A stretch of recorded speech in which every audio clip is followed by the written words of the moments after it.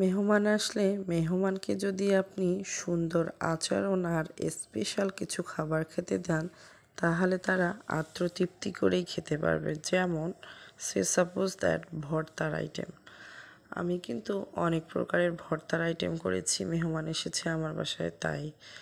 আলু ভর্তা, বেগুন ভর্তা, ডিমের ভর্তা, সাথে হচ্ছে মিষ্টি কুমড়া শাক দিয়ে শুটকি, গরুর মাংস, মুরগির মাংস, ইলিশ মাছ এবং সব কিছু ফ্রেশ, জাস্ট বাজার করে নিয়ে এসেছে, রান্না করেছি।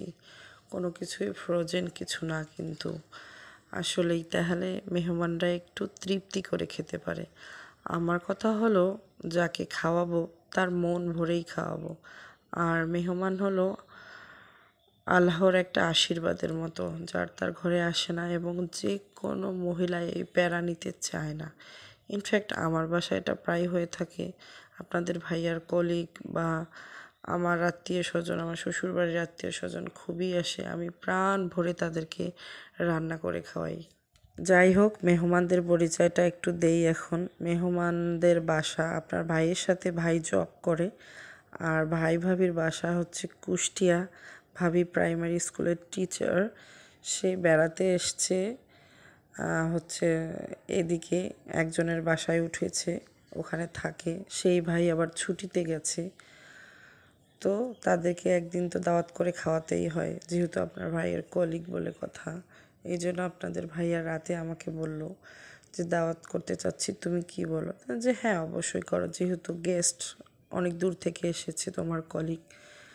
তো এই যে মেহমান আসার আগে আমি একটু হালকা রেডি হয়ে নিয়েছি, নিয়ে এখন আপনার ভাই ফোন দিয়ে বললো যে ভাবিরা আসতেছে। তো এই যে ভাবিকে বসিয়ে রেখে কিন্তু আমি ভর্তার আইটেমগুলো রেডি করলাম। আলু ভর্তা, বেগুন ভর্তা, ডিম ভর্তা, শসা, লেবু এগুলো কেটে নিয়েছি। নিয়ে ভাবির সাথে কিছুক্ষণ গল্প করে ভাইয়া আর আপনাদের ভাইয়া নিচে গিয়েছে, ওরা ক্যান্টিনে আড্ডা দিচ্ছে। আর আমি আর ভাবি কিছুক্ষণ গল্প করে ফোন দিলাম যে এখন সব কিছু রেডি, চলে আসো। তারপর সব কিছু রেডি করলাম, রেডি করে এই যে চলে এসেছে ভাইয়া, ভাবি, ভাবির মেয়ে, আমার মেয়ে খেতে বসেছে। আর আমি আর আপনাদের ভাইয়া সুন্দর করে বাবুটাকে নিয়ে হচ্ছে সময় কাটালাম, আর ভাবি একটু সুন্দরভাবে খেলো। খাওয়া দাওয়ার পর দেখেন কি একটা অবস্থা, কত কি থালাবাটি বাইরে হয়েছে, সব থালাবাটি তো রান্নাঘরে। এখন শুধু হচ্ছে সার্ভিং বোলগুলোতে জিনিসপত্র, এগুলো তো তো আপনাদের ভাইয়াও একটু খেয়ে নিয়েছে।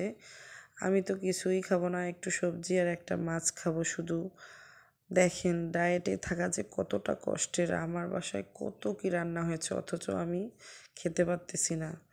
আর চোখের লোভ সামলাতে না পারলে কখনো স্বাস্থ্যও কমবে না, ভালোও থাকতে পারবেন না। তাই চোখের লোভকে সামলান, যে কোনো লোভী জিনিসকে দেখেই।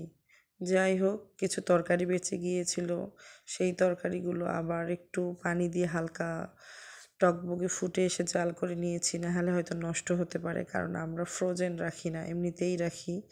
ফ্রিজে ঢুকালে আর মাছ মাংস কোনো কিছুই আপনাদের ভাইয়াও খেতে চায় না, আমারও না, আমার মেয়েও না।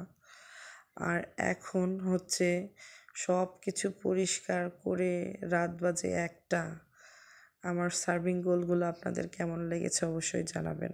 আমার কিন্তু এই ডিশটা খুবই ভালো লাগে, এই serving bowl. By the way, আমার রান্নাগুলো কেমন হয়েছে আর আমার রান্নার রেসিপিগুলো ভালো হয়েছে কি না, আমি যা যা আয়োজন করেছি অবশ্যই কমেন্ট বক্সে জানাবেন। আমি কিন্তু এই যে দেখেন, এটা ভাত, আর এটা পোলাও, আর এটা হচ্ছে দেশি মুরগির মাংস, আলু ভর্তা, বেগুন ভর্তা, ডিম ভর্তা, সালাদ, শসা, টমেটো, আর মিষ্টি কুমড়া শাক ভাজি, আর গরুর মাংস, মুরগির মাংস, ইলিশ মাছ, এগুলোই হালকা পাতলা রান্না করেছি। কিন্তু ভাইয়া আর ভাবি প্রাণ ভরে খেয়েছে, তাদের নাকি খুবই ভালো লেগেছে রান্নাবান্না। আপনাদের ভাইয়াও অনেক খুশি যে তারা খুশি হয়েছে, আলহামদুলিল্লাহ। আজকের মতো আল্লাহ হাফেজ, take care, tata, bye by.